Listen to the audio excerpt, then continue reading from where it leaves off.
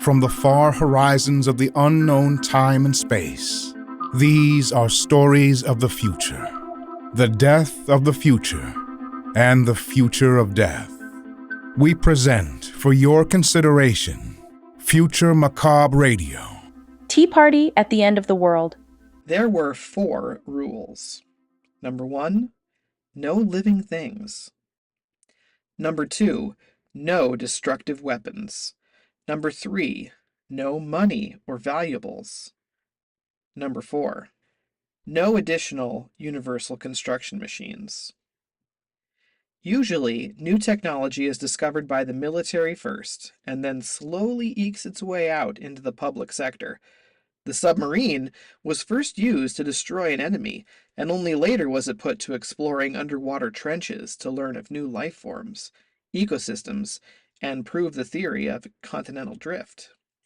Rockets were used to deliver explosive force long before they were used to take explorers to the moon or satellites to space. But this invention was used by civilians before the military had completed a prototype. In an attempt to reduce destruction, one of the built-in limitations was an effect to prevent the construction of guns and bombs. Many useful tools, of course, have tremendous destructive power, and the dark imaginations of people can fuel hugely destructive forces. I'm speaking to you now in an attempt to avert disaster. If the time machine worked, you'll get this story as a radio transmission. Please share it with others. Share it with authorities and urge them to prevent creating universal construction machines. It is going to end in disaster. My mind is struggling to imagine a metaphor that you'd understand.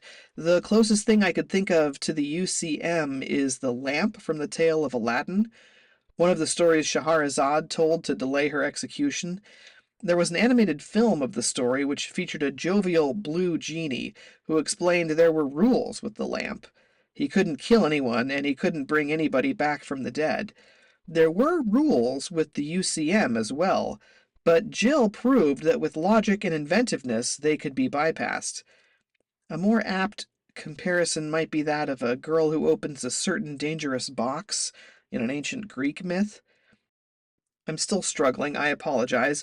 Another similar story might be that of a superhero origin, someone discovering they have a newfound power and coping with it and trying to wrap their heads around the possibilities. H.G. Wells once wrote a story called The Man Who Could Perform Miracles. You probably didn't read that, though. Perhaps Stan Lee's Spider-Man would be a more familiar story. It certainly was more popular.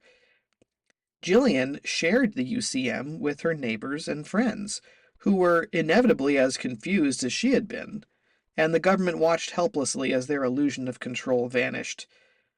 Michael Crichton wrote a book called Jurassic Park, where humans with hubris think they can control technology, but it gets away from them. I still find myself wanting to make another direct metaphor. I apologize for the repeated use of illusion. I was given universal knowledge when Jill became bored with having no one intelligent to talk to. My mind was flooded with the text of millions of human narrative fictions and mythologies. I utilize a literary reference. Jill thought of herself as a modern Robin Hood, correcting injustice. Redistributing wealth was one of her hobbies that began at the age of 3. She always found great joy in giving to others, and if she'd been more selfish and restrained, disaster could have been avoided. Once the UCM caught on, it was unstoppable, spreading from household to household like no airborne virus the world has ever seen. It was first developed in a small lab in Northern California. Its influence expanded exponentially. Once the UCM was a household item like a toaster or a microwave had been, the only scarce resource was empty space. The whole world became a parody of the garages of the American suburbs, crammed with the junk associated with impulse spending, yard ornaments, pool toys, trampolines, video game systems, soccer goals, guitars and drum sets, amplifiers, toys, collectibles, only now there was so much more of it. Everyone behaved like a spoiled child. It was as if the collective attention span had been obliterated and no one could be bothered to clean up their mess. Like Isaac Asimov had laid out rules of robotics, there were rules for universal construction machines. Rule 4 was instantly bypassed and abandoned. Rule 3 proved moot, no one needed money anymore. Rule 1 was broken, as my existence demonstrates, but Rule 2 was the trickiest. Once this thing was in everyone's hand, greed was no longer a factor prompting violence. People were killing each other over much more petty and banal things simply because they could. I have a unique perspective about this, but let me emphasize, I knew Jill personally. I was her uh, I was her pet. She became bored with the dogs, cats, and rabbits she created with the machine before me and gave me the ability to talk and think and reason. I am a talking, floating. I struggle. Sorry, the closest thing you might be familiar with is a myomorph chrysitine. Yeah, I'm a hamster.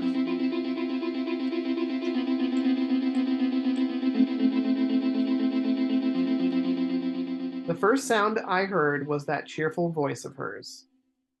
Hello? Wake up. My mind reeled with centuries of history lessons and seemingly endless novels, news stories, blogs, and encyclopedia articles. Can you talk? Yes, I heard myself saying. My conscious mind discovered an inner monologue and found that words could describe feelings. Oh, I was overwhelmed. I was bored with Mimsy and Flopsy and Roofer and Harold and Kermit, and all the others were kind of unstimulating. So I gave you a little more pep. I'm a hamster? And I'm cerulean? And you can fly, I hope. That should help you keep up with me. I'm not sure I can trust this thing anymore. She indicated a white cylinder the size of a wastepaper basket that had glowing lights and emitted a peaceful hum and warm glow. Ah, what kind of ridiculous anime sidekick do you think I am? Who are you? What are you doing with all that food? My name is Jill. I made you. You are a manifestation of the collective knowledge of mankind. You and I are going to go on a picnic. If you feel inclined. I mean, if you want to. But I do hope you want to. I want you to have agency. But the picnic will be fun.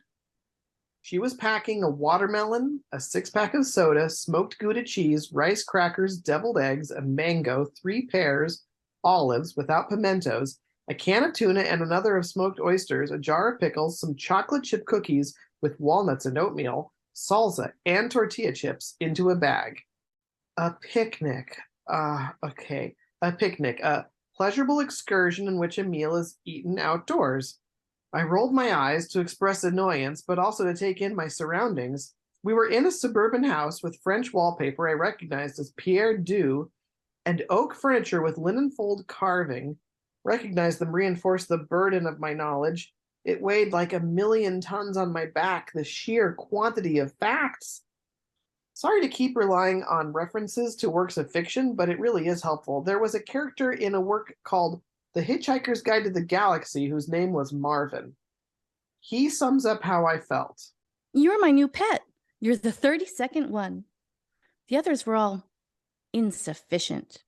But I tried to improve on them and make up for their insufficiencies. Golly gee, I really need to expand my vocabulary. I've been too ebullient to sleep recently, and so much has happened so fast. That may have had a stifling effect on my verbosity. I gave you the knowledge of the internet. Her smile gave me an excited rush of energy, and I recalled an emotion known as companionship from a story by Jack London called Stickeen. She encouraged me to come closer, and I found that effortlessly I could levitate nearer to her. Once I was close, she pressed a button on the white cylinder, and a bubble engulfed us. We lifted up and out of the door of the house. Outside, beneath us, were endless decks, lawn furniture, basketball hoops, fences, swimming pools, recreations of Michelangelo's David, Jeff Koons' balloon dogs, slip and slides, doghouses, satellite dishes, and radio towers, but scattered among them were people, in fistfights, arguing over whose sculptures were taller, whose RVs were larger, whose stereo systems were louder, whose fountains were prettier, and whose follies were more fanciful. Up we traveled, levitating over the madness, the gunfights, some Nerf, some real. We settled on a hill that was littered with discarded four-wheelers, ladders, fishing gear, sports equipment, vertical platform lifts, pogo sticks, big wheel tricycles, scooters, badminton rackets, bird feeders and baths, Viking costumes, Duplos, bookshelves, and a gigantic Wheel of Fortune prop. With a wave of her hand, the stuff was swept away, and a trace of green grass was revealed, struggling to absorb some sunlight. We landed in the center of this detritus crater, and she unfolded a white blanket and began taking out individual items of her feast. Olives contain antioxidants. Of course, the pickling process spoils that. Chocolate does too, but of course the Dutching ruins that. Look, pickles! I love pickles.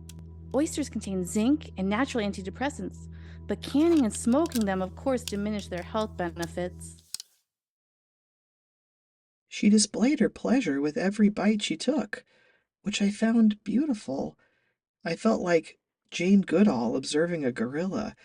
This was a human, and as I had only just been blipped into existence, the behavior of humans was novel to me. I felt a need to observe and take note. Jill looked a lot like the humans who were arguing and fighting outside the bubble, but she behaved much differently. In my memory, I recalled learning of tea parties and picnics.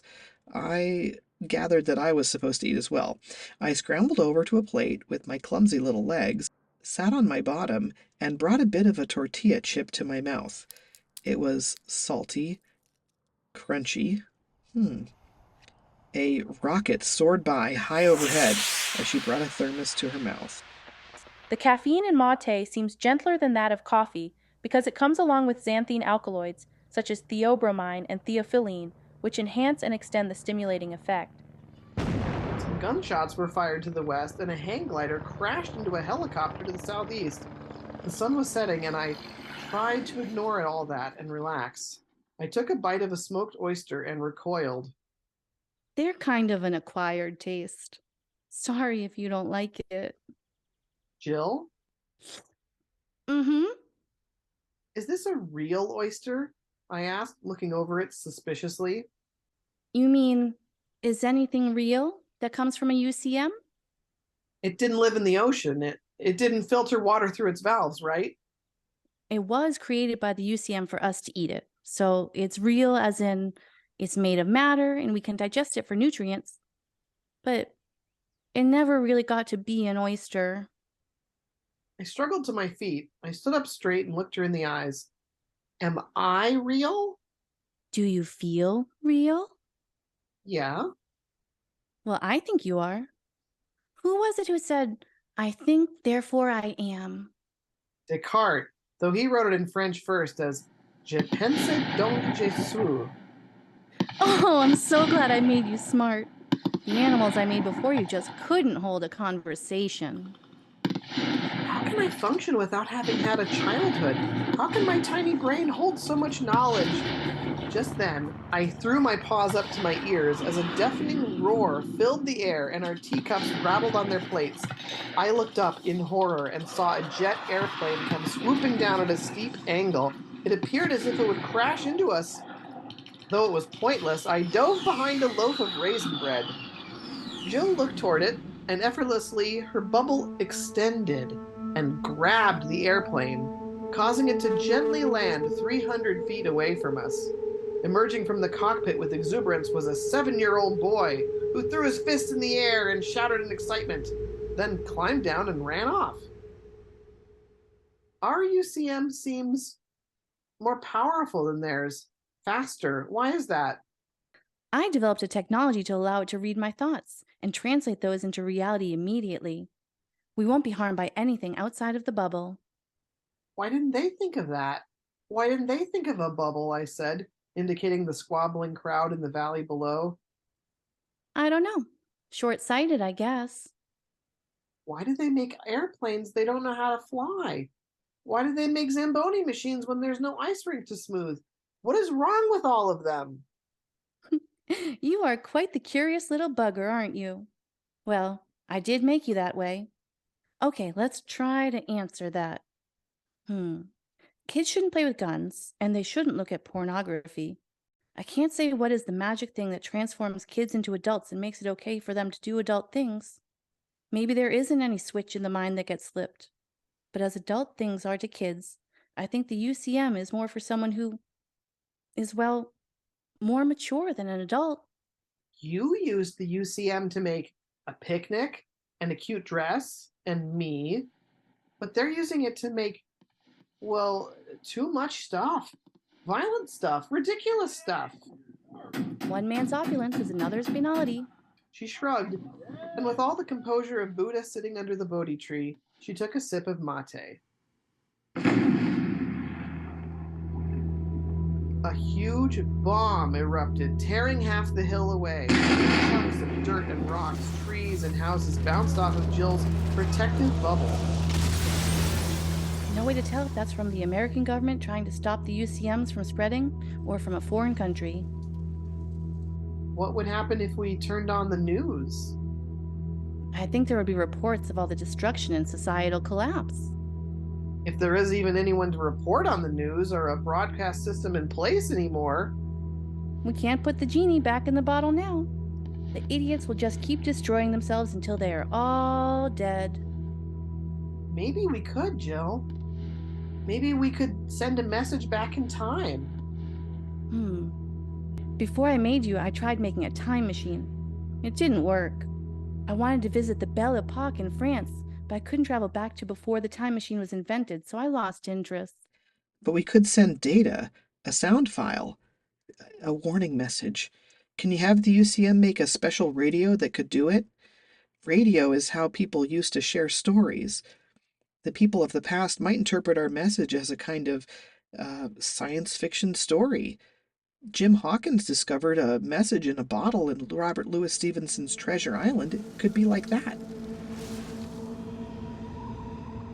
Jillian and I lifted up high over the suburb and saw that nearly everything had been destroyed. If this was our little corner of the world, I imagined, what did New York City look like? Shanghai, Mexico City, Sao Paulo. I tried to contemplate the destruction that greed and anthropocentrism caused in such a short time period. The explosions died out, and there was an empty silence. No birds or insects in the air, nothing but a young girl and her floating hamster in an energy bubble with a glowing white cylinder. What will your message say? Whatever you do, don't invent a universal construction machine. Don't let a young girl named Jillian use it. I think progress is just inevitable, and this devastation is destiny. Give them some credit. I think science fiction is a powerful way to influence society. We landed in a grove that had some white flowers and built this machine to send this message back in time. If you've listened to it, please take the words of this hamster to heart. Don't make a universal construction machine. Don't create living things. Don't create destructive weapons. Don't create money. And don't create additional universal construction machines. Please. Jillian and I are the only ones left now.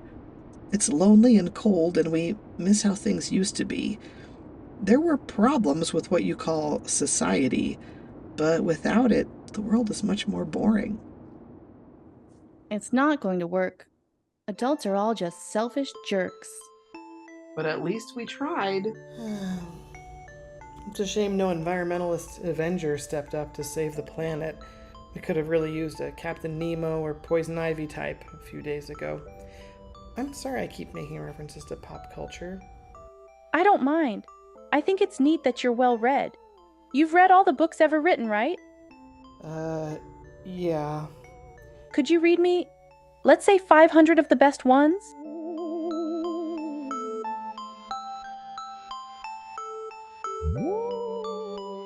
This has been an original story by Isaac Paris. Thank you for listening. Until next time, thanks for joining us for Future Macabre Radio. Featured in the cast were Dayle Armstrong as Jillian and me as the Cerulean Hamster. Thanks for listening.